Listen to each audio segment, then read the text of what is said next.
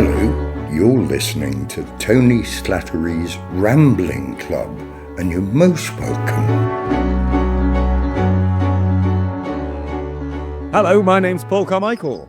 And I'm Alan Lear. And you join us in the presidential garden where we're just attending to the rose bushes at the moment and also keeping an eye on Tony's impressive clematis.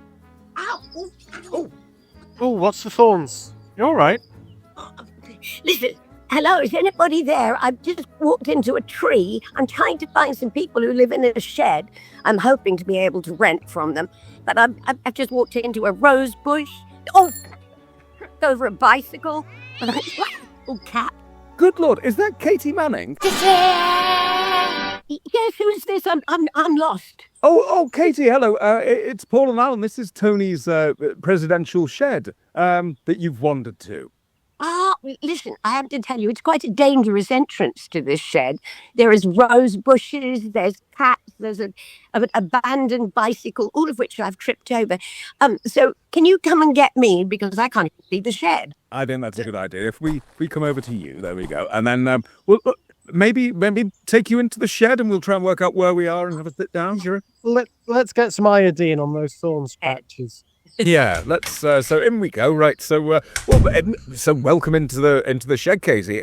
We didn't expect to find you here today. It's a lovely surprise. Well, listen, we were about to go because the president's not here at the moment. Tony, he went off to the loo a few weeks ago now, and we haven't seen him for a short while.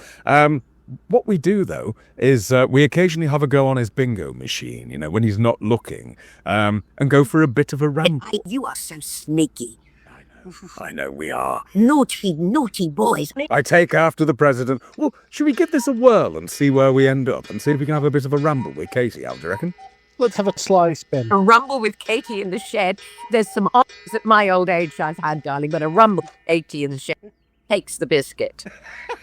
Here we go. Let's see where we end up.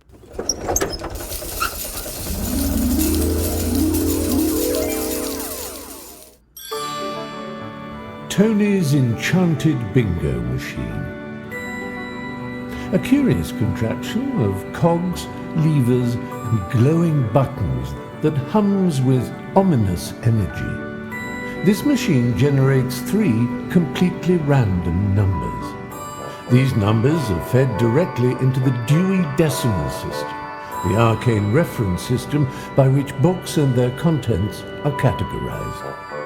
In this way, the bingo machine conjures from thin air a topic of conversation so enthralling, so wildly unexpected, that it leaves the members of the Rambling Club both bewildered and vaguely excited. Thus, another evening is saved from the brink of boredom, thanks to Tony's marvelous, possibly haunted and entirely inexplicable bingo machine.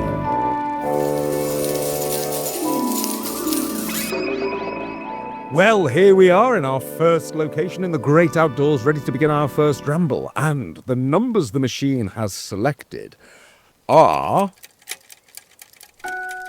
3, 0, 7. 307. 307. That means the first subject is communities.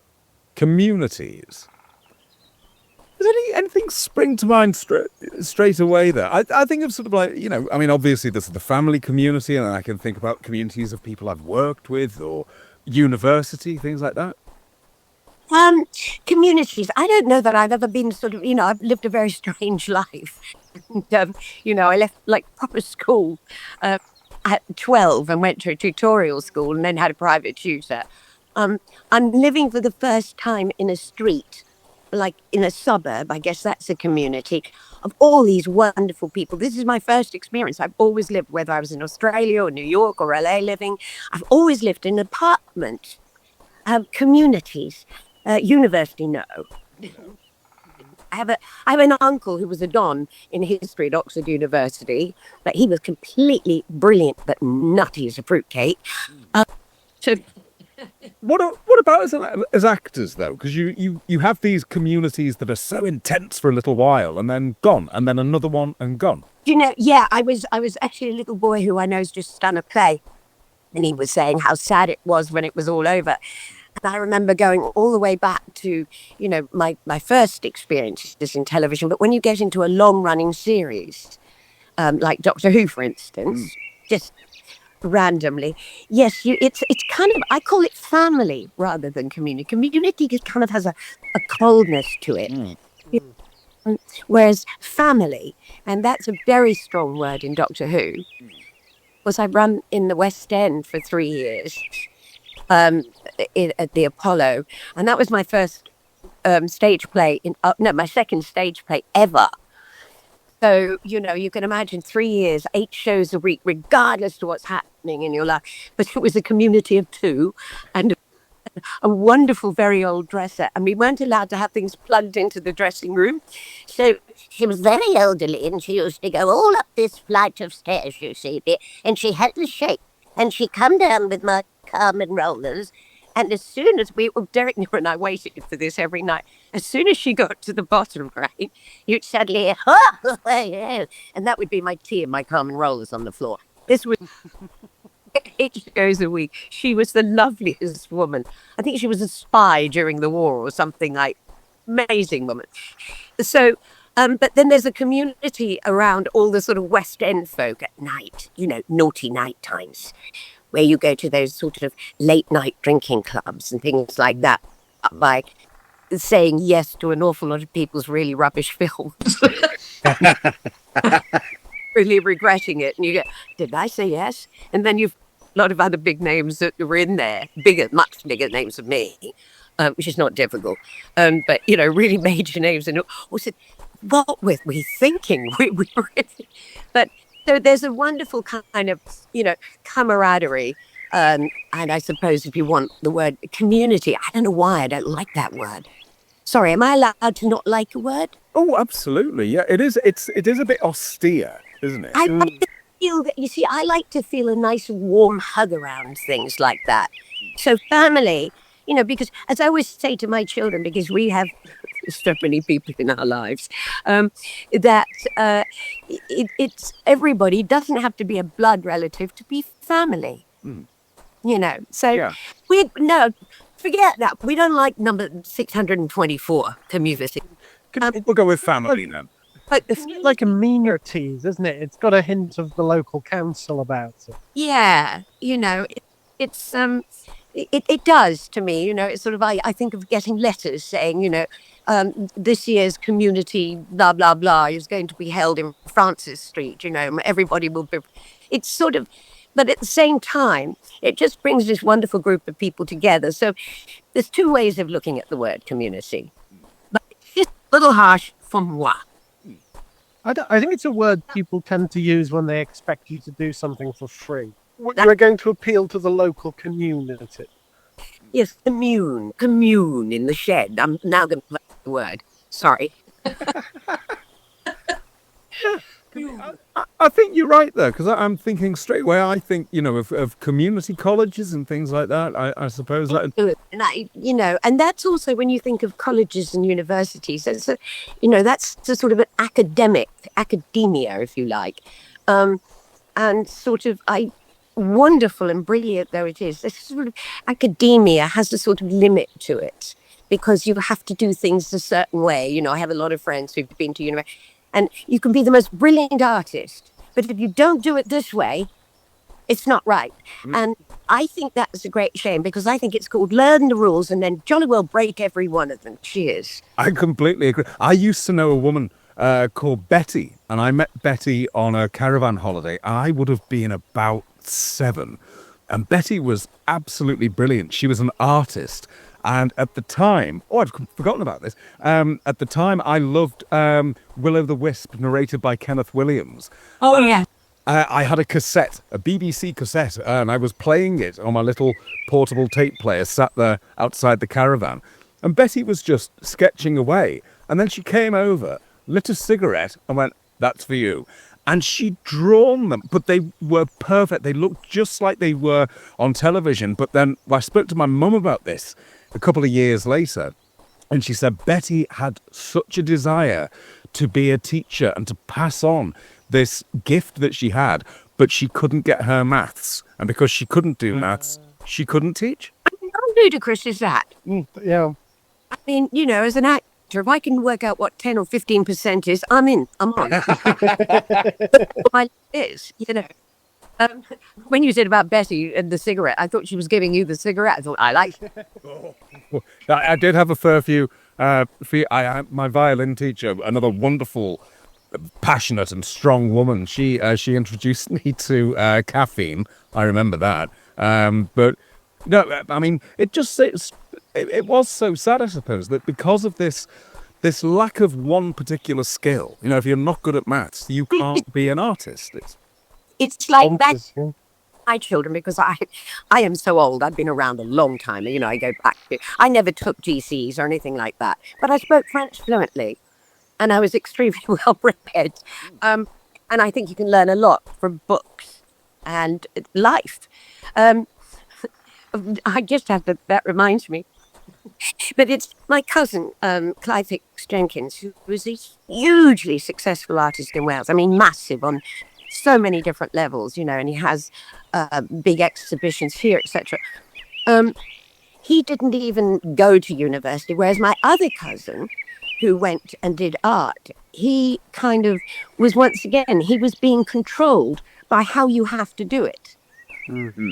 And when it comes to the arts, that is like putting handcuffs on somebody who's creative.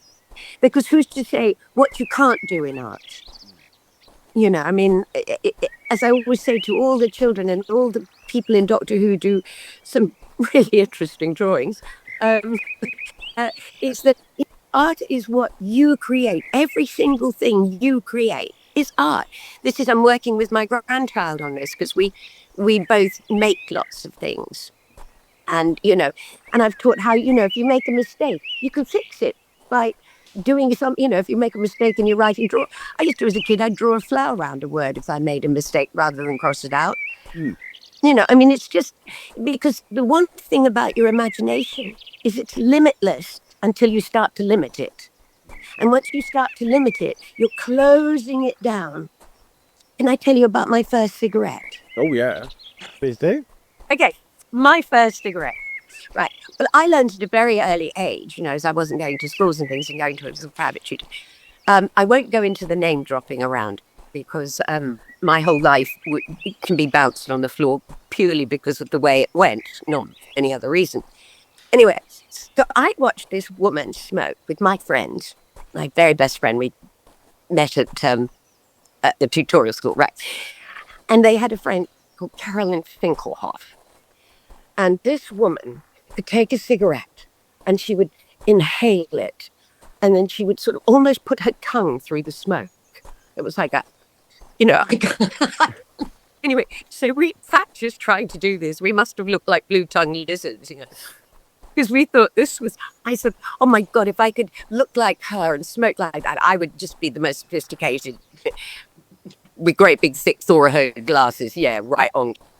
Anyway, so we were practicing with my mother's friend's Salem cigarettes, which is a bit like smoking through a polar mint, right?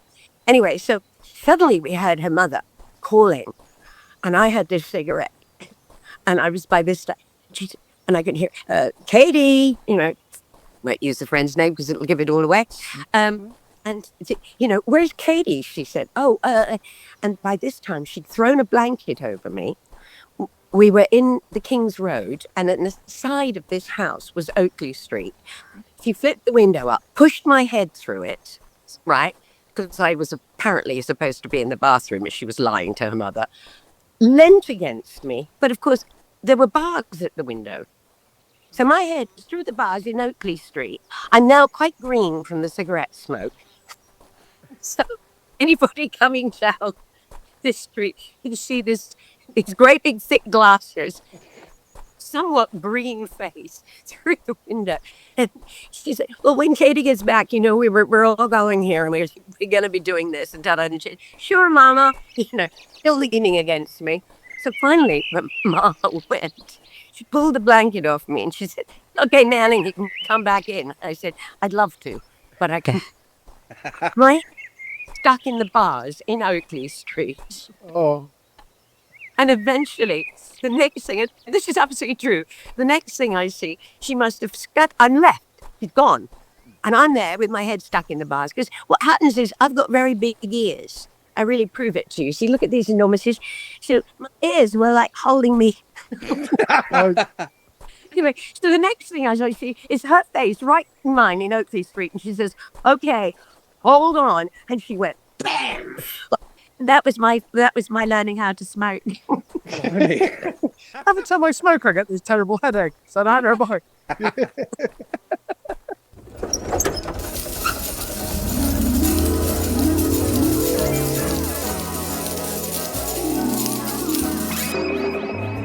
Well, here we are, location 2, and a second set of numbers, and those numbers are 1, 3, 3. 133, 133, and that means that we are discussing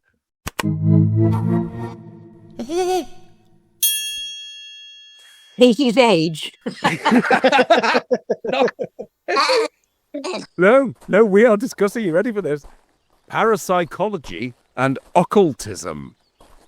Ooh. Now, I thought there might be something there. Katie's face suggests, oh God. I'm sorry. I have a somewhat scientific mind.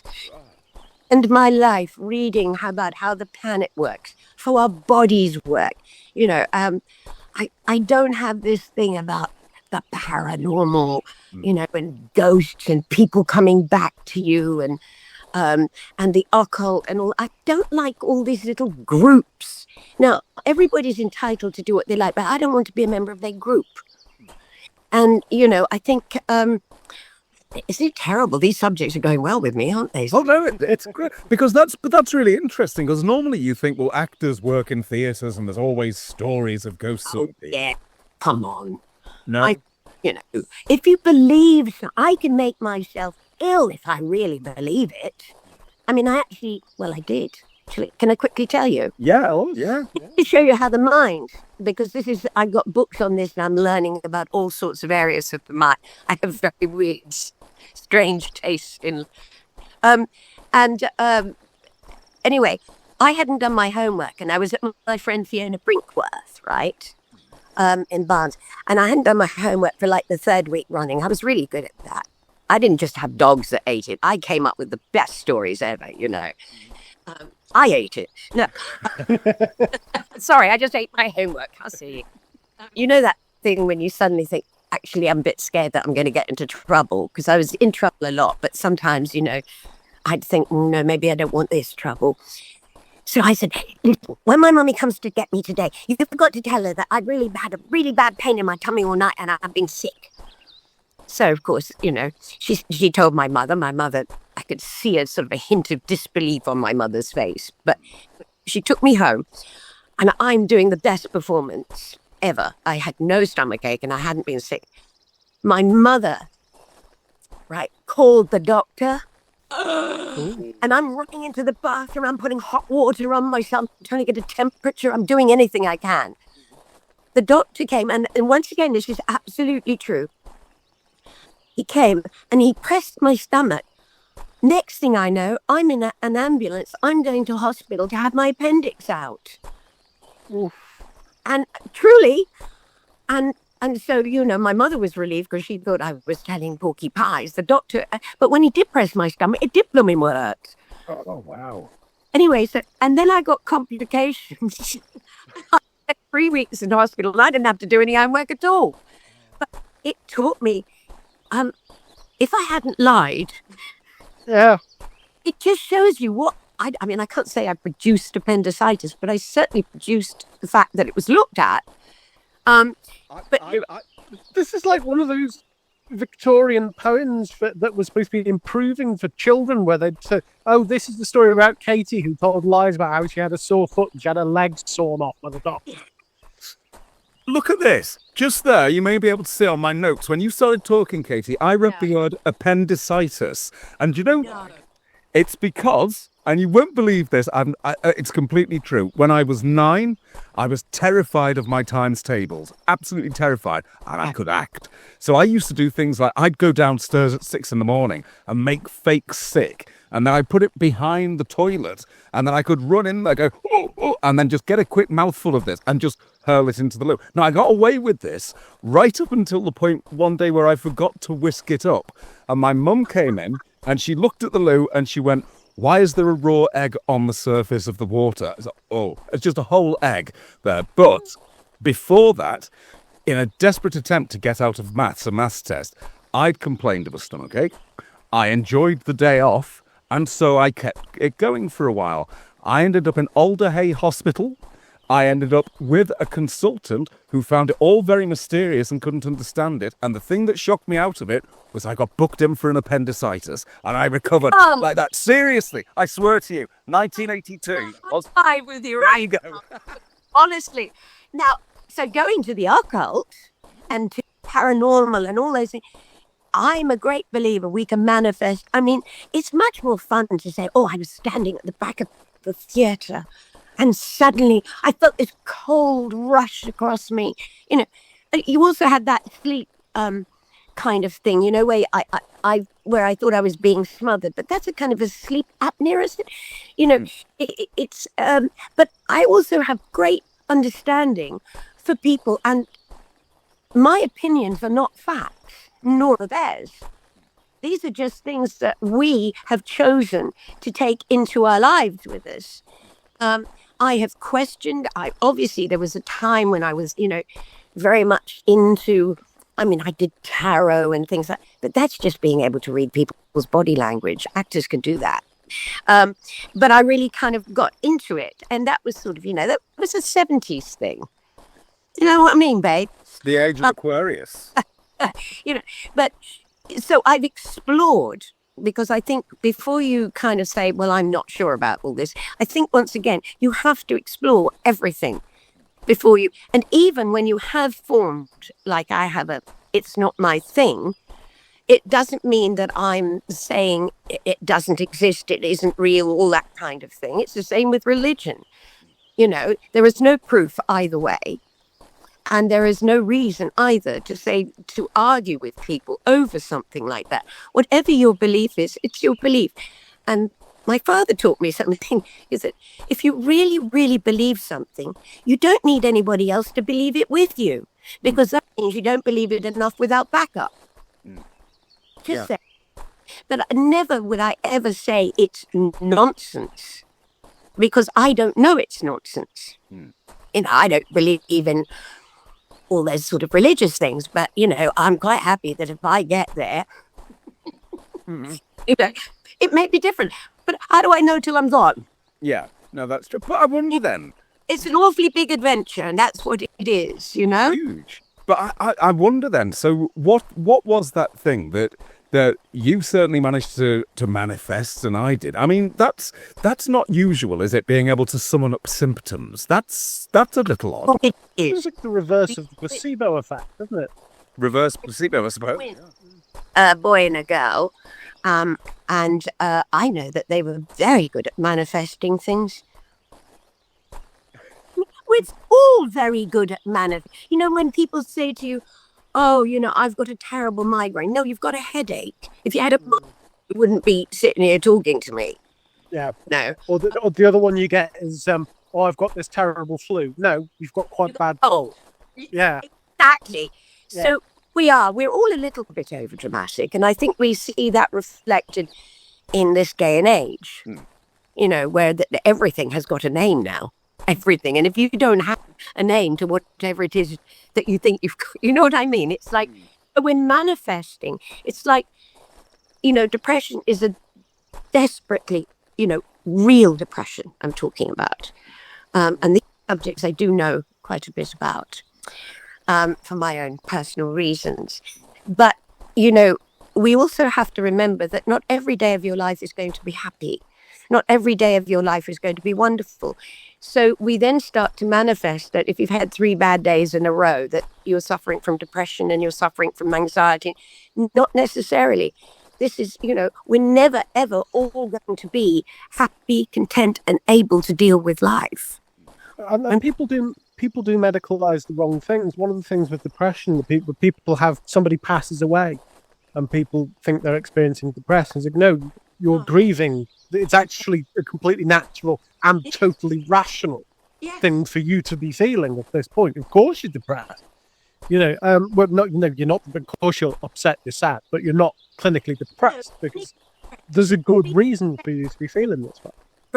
Exactly, in grieving, and it takes your time to grieve your way. I have a very different way of dealing with it, and I haven't lost, because I think that's a very negative word. Because in fact, I said goodbye to all of my family except for my children, and 3 of my partners, and many other people along the way, especially during the 70s and the late 60s and so on. But I always look at it that loss makes it feels like something's gone away. To me, it's always with you because it's part of you. And I look upon it as gratitude that this person touched my life for as long as they did. And that way I keep it all very happily there. And so I'm not missing them because they're right there with me. Every memory, every moment, every feeling. So, that way I don't feel any kind of depression or, as we say, going through grief. But I do think people manifest things out of small things to become much bigger things. I mean, I just get that feeling because we're all getting names for everything now. And you can go, you've got a pain up your left nostril, and you look up on people who go and look at medical things on the internet. And next thing you know, my nose is going to explode.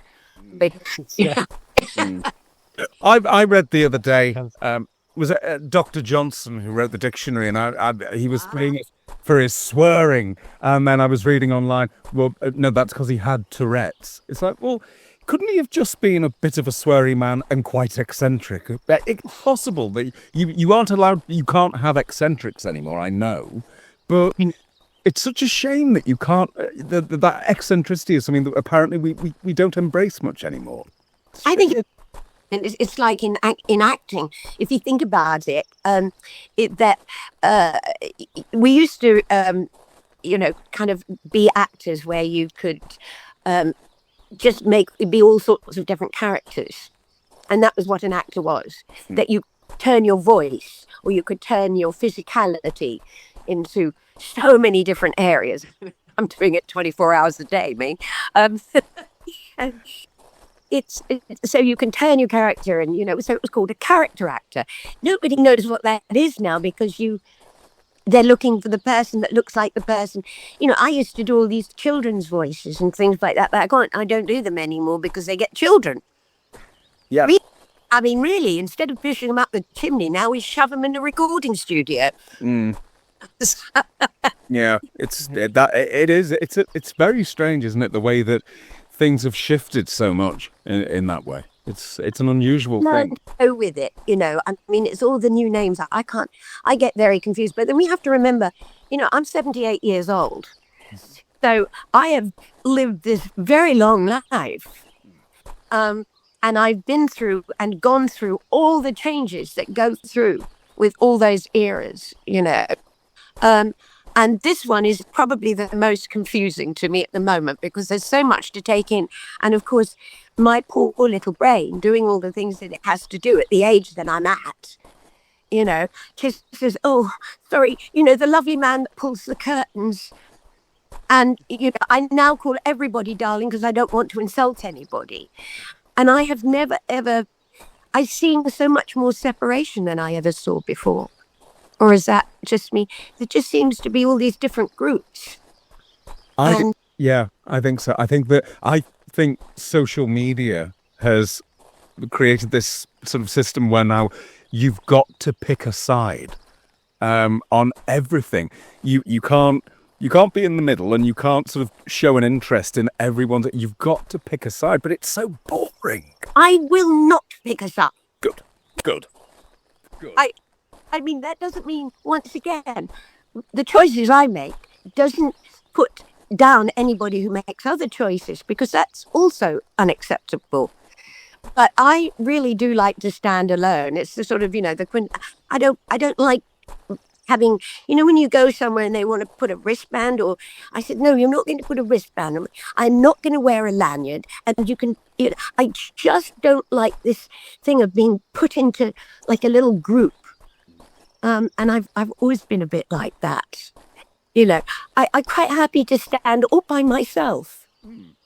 But that doesn't mean I don't have great respect, understanding, and indeed, in some cases, great compassion for other people who need that. And I think when you're, having had lots of teenagers in my house, believe me, we had more sand in my house than we did on Manly Beach. And, it's like when you're a teenager, you don't really like who you are. Your brain is not fully developed. You don't know who you are. You don't know who you want to be. So you are looking for something to belong to. And I think that's very, I do understand that, because, there's nothing worse than just being a sort of, a spotty teenager with big, thick glasses, and you just don't know where you belong. And so you start to be funny because you get away with,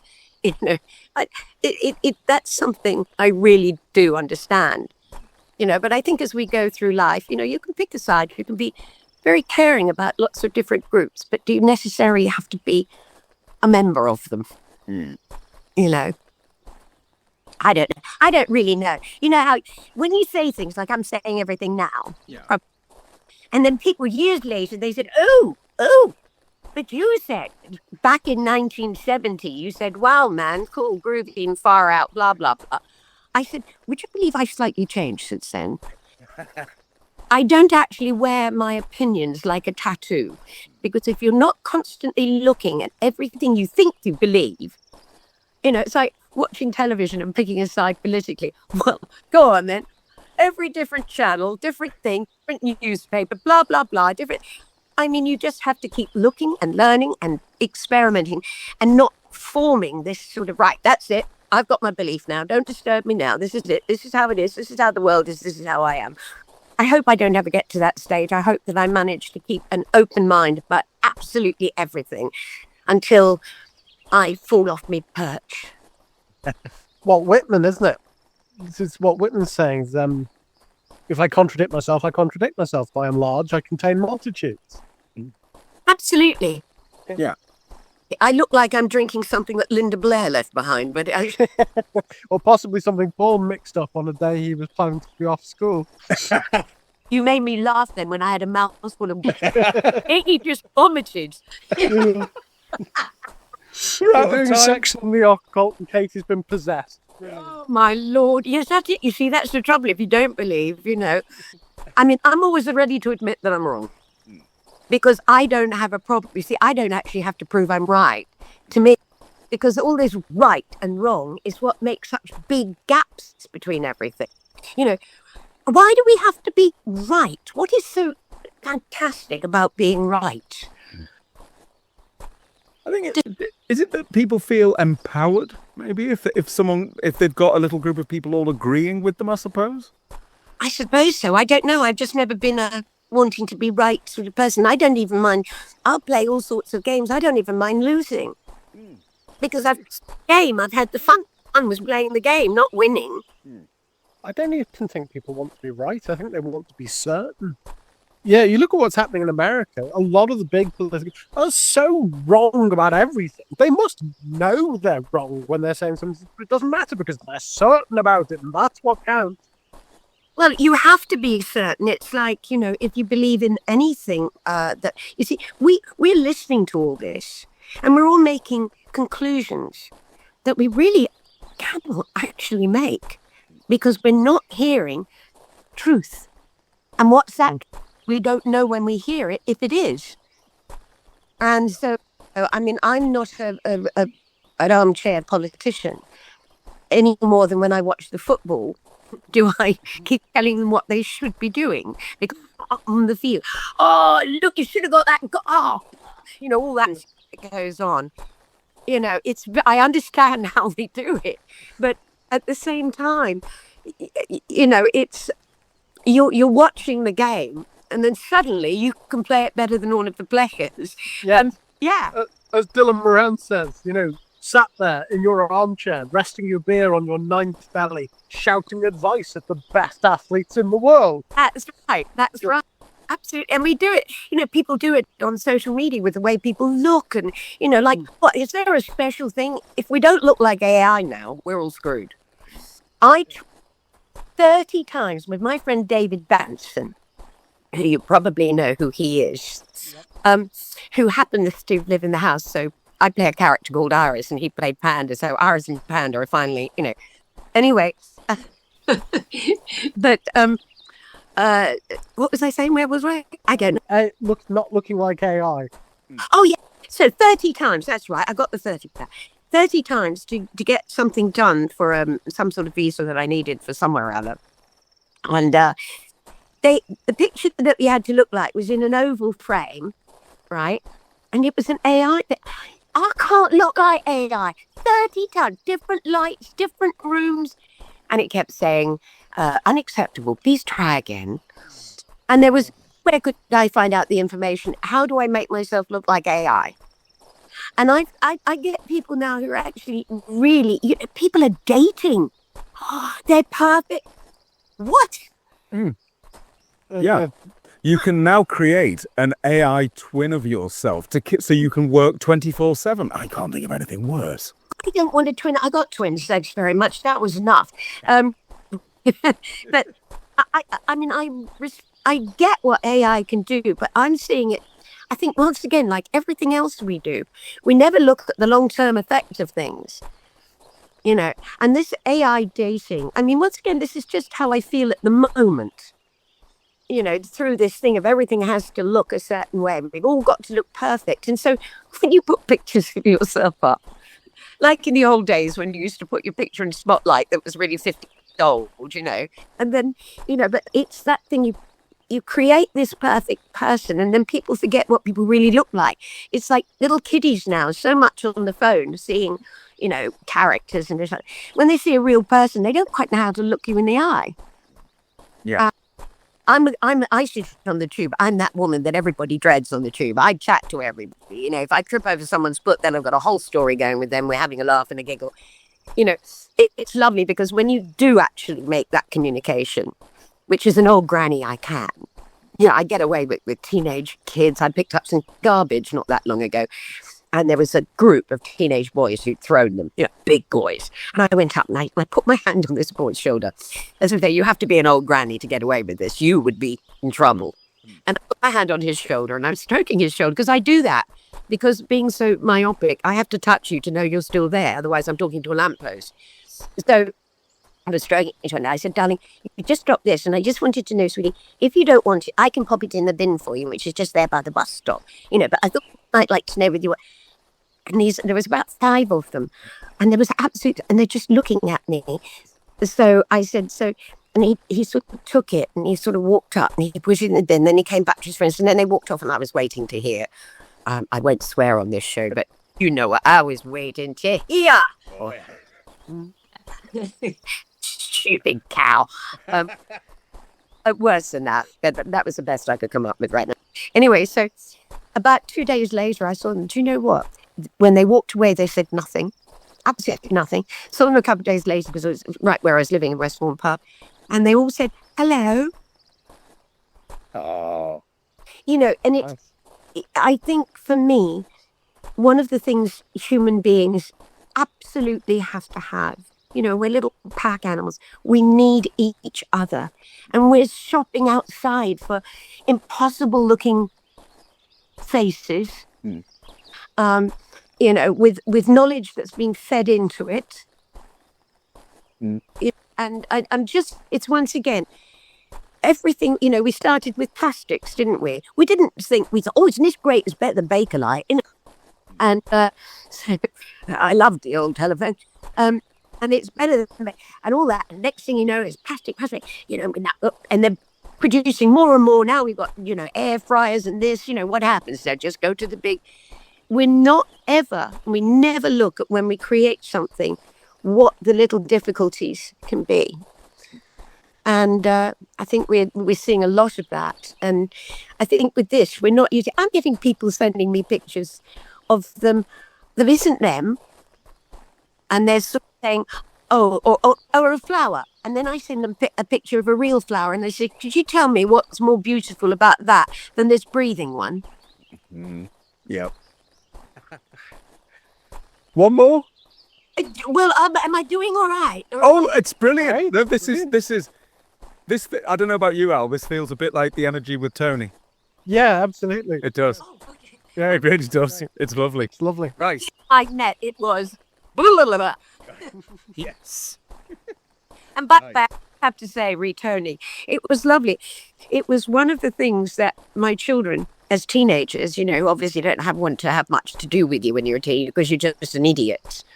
You know, so I used to leave notes for them, really funny notes. And because I thought it was much easier than trying to communicate with them past a note. Their friends used to love the notes. They were embarrassed because, you know, Of course. you can't have teenagers who have friends who like your mother. That's... No.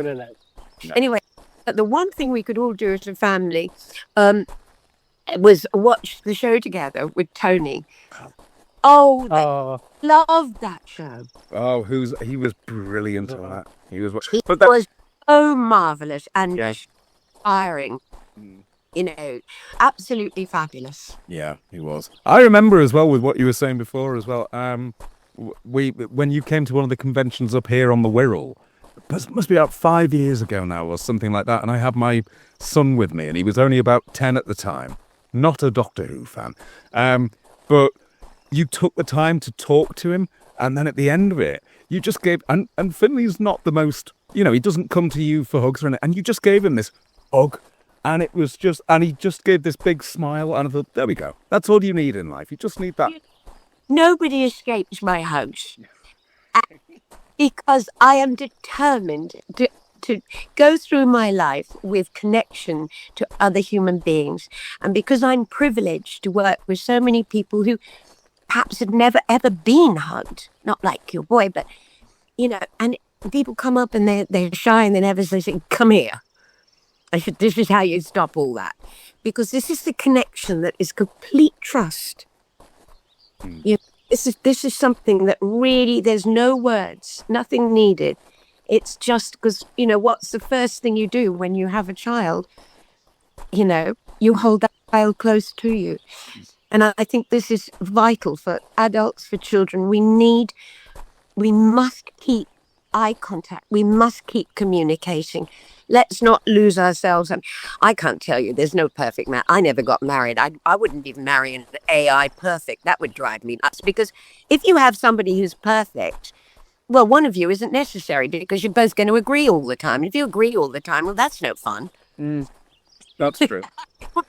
My partner once, I said, listen, he said, oh, you don't agree? I said, no, I just enjoy the challenges. And I said, and if we agreed all the time, truly, one of us would not be necessary in this relationship. I agree with that, actually. Yeah. I mean, that's the great thing. We can challenge each other, but it doesn't mean you have to fight over it. No. But Again, that's called healthy discussion. yes. Again, Right. social media. There's the issue with that. And I know my parents used to have like 12 people, politicians, actors, singers, doctors, athletes, yeah, obviously other sports people, all around our dinner table. And it would be like a 6-hour meal, you know, with like 20, 35-minute breaks in between for cigarettes and wine changes and discussion. And it was always the most fascinating, even as a little kiddie. They were discussions. Nobody was being angry. Nobody was, you know, it was, and a healthy discussion seems to have disappeared. Yeah, it has. I think. Yeah. Agree with that.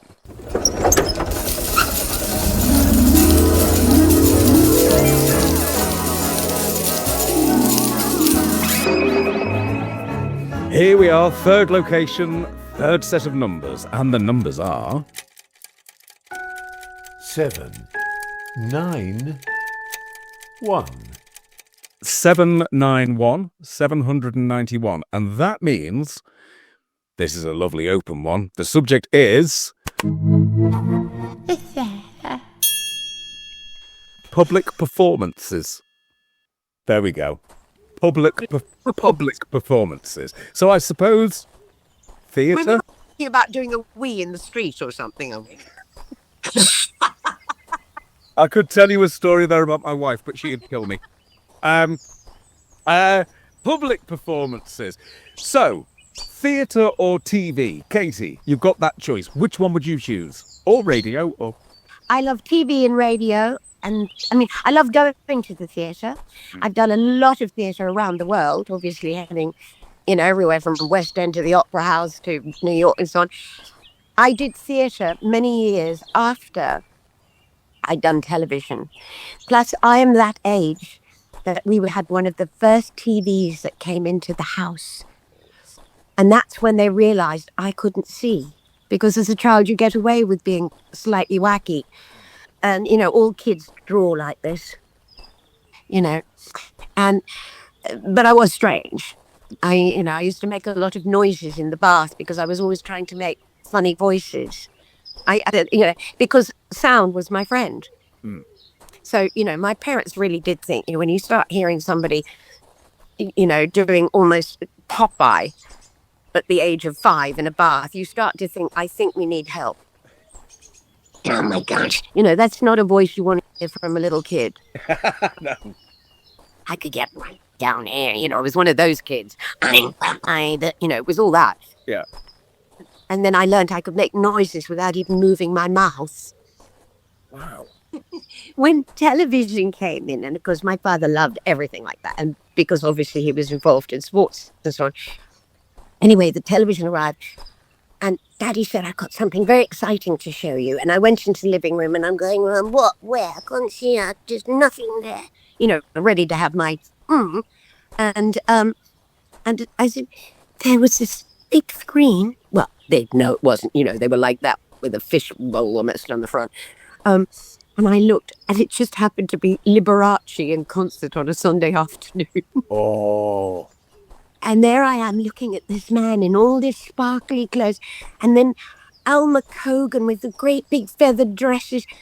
I was addicted to television. I can sing all the, that was BBC. I watched, my parents were away a lot. So I managed to get the nanny to let me stay up and see things, late night things. But it finished at 10, television. You had children's hour and then the news lasted about 3.5 minutes.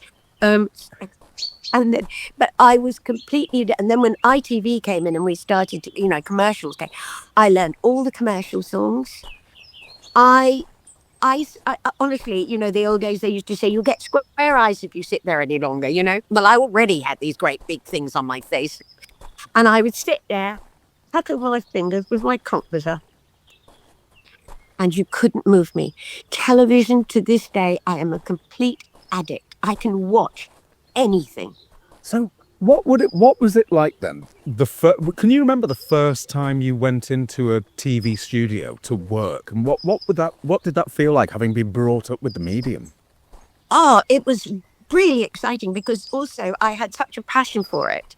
I wanted to learn, and I think we should as actors, you should be able to light in theatre. You should be able to light a show. You should be able to do makeup for restoration. You should be able to do everything. Not, nowadays they're separating them. There's the technical and then there's the actor. I think you need everything, because we've all been in a situation where you're in a truck and you're going to, you're in the car and you're going to the theatre, probably in Bridlington or somewhere, and the truck gets stuck in the snow. So when you get there, as the actors have to light and put the set up. Yeah. If you can't do that, you're screwed. And I'm fascinated because I think any job that you do, I think you probably both agree, you have to understand everybody's part of that job and everybody, what they need to be understood so that you understand everything that they're doing. And so getting into a TV studio for me, thank you, Russell T. Davis, that's better. So a TV studio for me, was a place of learning.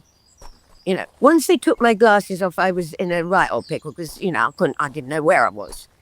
They kept saying, where was this location? And I said, I don't know because I never really knew where I was. John just led me around by the hand and drove me in a car, and held a white flag because otherwise I'd jump off the edge of a cliff, Because one thing you learn when you can't see, you can't be afraid of anything if you can't see it. Yeah, that's true. That's interesting as well, because I spoke to Kevin McNally a couple of years ago, and I asked him a similar question, because I knew that the first studio he'd gone into was TC1 at the BBC to do I, Claudius. And so I'm like, what was it like doing I, Claudius? I think it was about 14. What was it like in TC1 doing that? And he said, I just sat, watched, and learned. Just that. Exactly what I was doing. And the great thing, so I did 2 episodes of one big TV series, Man at the Top. It was a big groundbreaking kitchen sink type, Kenneth Haig, wasn't it? Yeah, Kenneth Haig, who was a big sex symbol. Because I'd walk down Chiswick High Road and everybody would say, oh, you're working, all the women were absolutely, he and I got on well because I like football. So, gets you through a lot. Believe you me. Anyway, so absolutely, I think that's the thing. I was so wanting to know more about this thing that I was so addicted to. And so when you get into Doctor Who, can you imagine? I was going into all the special effects. I was going into editing rooms. I was going absolutely fascinated. Because as I say, once I started acting, the glasses were off and it was a totally different game. But if you can't see the camera, in a sense, John Pertwee always said this was something that he felt I did really well because, I wasn't looking at the cameraman going, oh, God, and drinking a cup of tea. I'm right there in my own, because if you can't see it all, you can see what you're seeing in the script. I can see monsters everywhere at the drop of a loofah. And they were always a damn sight more frightening than the ones that were really there. But once again, I think it was... And then eventually, having done that, going back to the original question, I got into theatre and I did one play. I was... during the day, I was doing an arts and crafts program called Serendipity on the BBC, where I taught you fascinating things, done like tie-dyeing, working with epoxy resins, all those interesting things, which was all improvised. And that was another thing, because you didn't have scripts for shows like that then. Suddenly they, what am I doing? And then at night, I was going up to the Edinburgh Festival playing a 16-year-old mass murderous girl guy called Rosie Macron. So, did you get typed? So eventually then I got into, I'd also just played a junkie in Target. Yeah. So I then got into theatre and I was cast with only 10 days rehearsal because back then, plays going into the West End used to go on tour for about 9 months, like having a baby that was sort of birthed on tour. And they had lots of different girls in it, and they kept saying, oh, yes, you'll be going into the West End. You know what these people are like. Oh, And, but what they were doing was secretly looking at holding auditions. And I was sent along. And, I didn't know. I'd never done, comedy. I really hadn't. John Pertwee always said I should, because he said, you've got such a funny face. You'd be... I've always had that. I'm used to that now. But I do have a funny face. I know that. It's like it. So I was there. I just went and did it, and it was a girl from Bradford, and it was a 2-hander, and I got it, and I had 10 days to put it together. Derek Nimmo had been doing it for 9 months. I had 10 days. Get it together with 3 people directing me. I didn't know whether I was Arthur or Martha. Triple take here. Right. When you get the rice, triple take on the right. I mean, it was all this stuff that I knew nothing about because I was a television person, in a sense. But boy, I've got a voice. You know what I mean? Yes. In the next theatre on Shaftesbury Avenue actually said to me one day, could you keep your voice down in the matinee? We can hear you. And Derek Nimmo said sometimes I sounded like the Queen Mary docking. Thanks. So I had an instinctive voice because no mics. I don't work well with mics. Right at the back, we had learnt how to use your voice in a 2,000-seater. And it doesn't involve shouting. But I've always had a big voice. Once again, because I couldn't see, I had to be able to hear myself. Yeah. But so it was just then learning about theatre, but something about television that to me still holds the magic. And the other thing is, I grew up before television with the radio.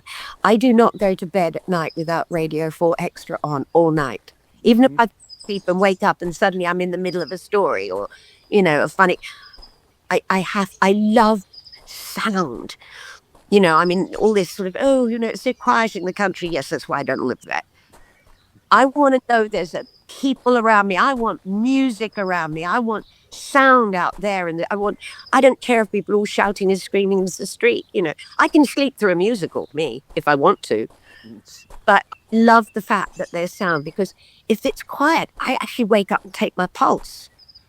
Because I thought, well, maybe I'm gone.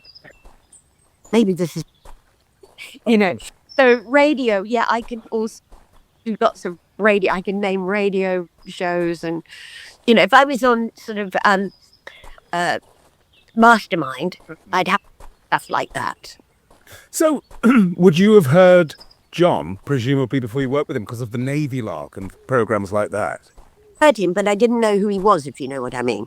Because I was looking at people's, I wasn't associating, because you couldn't see a face. All I would do was try and do the voice, But obviously, and I hadn't seen Carry On films. Still haven't, I confess. I'm sorry. John was but what a wonderful man. He taught me so much.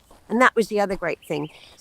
I realized now how much younger I was than everybody, how much I learned from all the actors I worked with, and how John encouraged me with voices, to the point where I've now, when I wrote my own play, Not a Well Woman, I do 26 characters off the page. And I have stage. I multi-voice, but I don't do it voice by voice. I did Me and Jezebel, which was a true story about Betty Davis. I played 9 characters in that on stage without wigs or anything. It was just a flick of the body, from a 5-year-old child to Betty Davis to, an American evangelist and so on.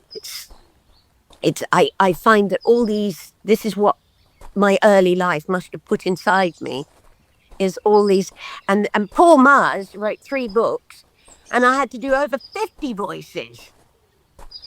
Wow, that's remarkable. I've pressed vending machines to, I was, gay rock stars to, 3-headed witches, Irish pirates, all sorts of things. Wow. And I suppose in a way what we've done is we've come back to communities, because something that John always said about your time on the programme was it was a family. It was a real sense of family. And that's what I got living in my head. Hundreds of members of my family. They all have to go walk about every now and again. But John was the one that encouraged me, because we do voices together. Because everything is voice. Like my grandchild, and every chair, every wall, everything has a voice as far as I'm concerned. When I'm gardening, the flowers talk to me, I know. Oh, I can be on board with that. And I think as well, for an actor, I suppose, that's your practice, isn't it? You still have to practice like a piano player. So there's your practice, just through that creative expansion for the fun of it. Well, because, as an actor, you can be a brilliant actor and not be able to do lots of different voices. That isn't, part of what you need, and especially now. But, to me, if you've got this instrument, use it. Play with it. I was talking to somebody who was talking about voice, and I said, use that instrument. See what you can do with this instrument, because there's a huge amount you can do with it. And it's fascinating. But, I don't know. We're very lucky to do what we do, but we also have to remember in this business, it will never love us as much as we love it. And you have to take it on the chin, kiddos. If, when people say, oh, it's my agent's fault that I'm not working. No, it's not. We all have to get a grip. We've come into this business because we really want to do it. We've chosen to do it. And we have to have the courage to be in work as well as out of work. And sometimes being in work is a lot more frightening than being out of work on the gig you've just accepted. But it isn't, if you've chosen to do something with your life, you have to take responsibility for it. I mean, take responsibility for everything in our lives, in all honesty. And much as we like to get out of, say, oh, well, I'm this because of that, and I'm that because of this. Sometimes we have to say, I'm this because I just did that. I think we have to take a lot more responsibility. And I worked hard over many years taking responsibility for all the shit that I've done.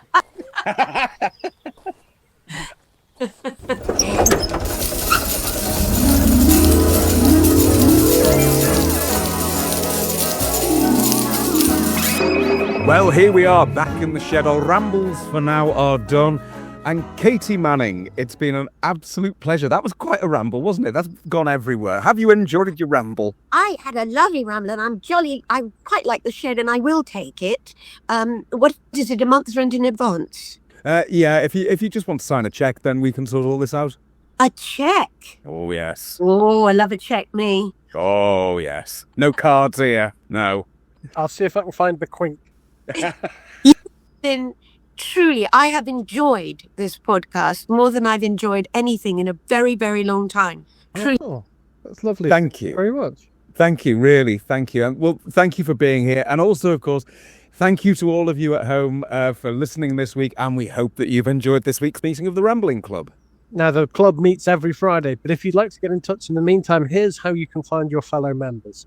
Tony's official website is at www.tonyslattery.com, and you can get in touch on the contact form on that website. And we're at Twitter at Slattery Live. Please feel free to use the hashtag TSRC to discuss any of this week's topics. I'm on Twitter too, at Paul Carmichael V, and I'm also on Blue Sky, and you can also find Tony Slattery Official there as well. And I believe we have another Blue Sky member with us today, which is rare and unusual. Katy, you're on Blue Sky? I absolutely, yes. I wanted to follow as many other people that had gone over, but it's fascinating because I keep getting more people on the Big X. And also, I know that the reasons people have done it, but you know what? If there's lots of people who are still there, I'm going to stay right with them, regardless who owns it. Oh, why not? I'm not by the owner. Yes. They can find you on Twitter at Manning Official. I imagine if we search for Katy Manning on the others, they'll find you there as well. Yeah, well, at Manning Official on everything. Manning Official. There we go. Hey. Otherwise, I wouldn't know where I was going, would I? It's true, yeah. Anyway, thank you so much for this. And I'm really sad that I wasn't able to have obviously done this interview with Tony.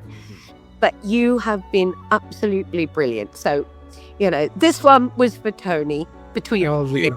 Thank you very much. It's been an absolute pleasure. Yeah. So, until next week, when we ramble again at 5 to 5 next Friday, it's a goodbye from myself, Paul Carmichael. It's a goodbye from my colleague, Mr. Alan Lear. Goodbye. And it's a goodbye from our wonderful and very special guest, Katy Manning. Thank you, my darling. Mwah. You have been listening to Tony Slattery's Rambling Club with our special guest presentress, Katy Manning. She was accompanied by Stephen Frey as the voice of a bingo machine.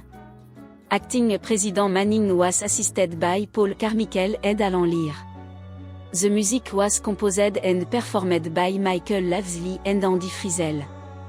Silly voices are by Michael Lavesley and the show concept is by Paul Carmichael.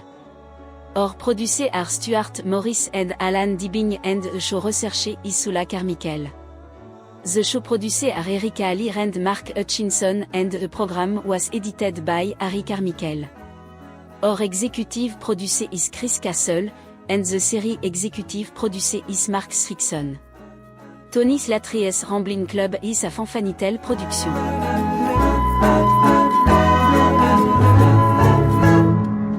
Goodbye, and thank you for listening.